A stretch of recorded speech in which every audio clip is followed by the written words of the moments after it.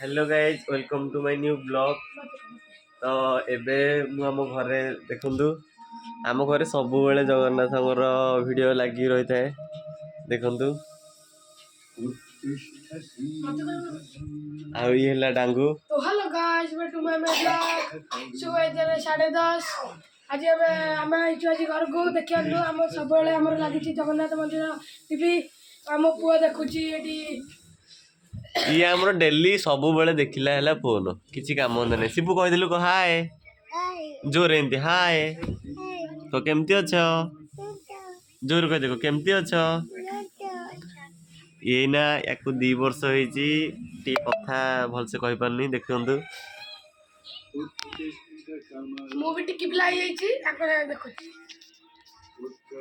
बाटा बाटा बाटा बाटा बाटा भलसे बाटा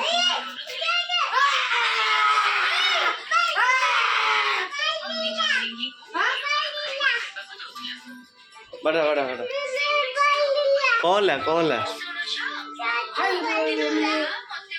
बाटा देख बाटा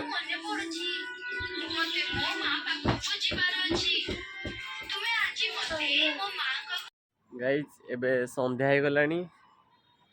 तो मो पछ बैकग्राउंड व्यू देखि पारथि केमती आसुची। तो एटा हैला जगन्नाथ मंदिर रु जो एनएच टा जाइची देखंतु केते सुंदर व्यू आसची संध्या बेले व्यू। आउ एठी मु सब गछ पत्र लगे रखी। एटा मोर सेकेंड ब्लॉग।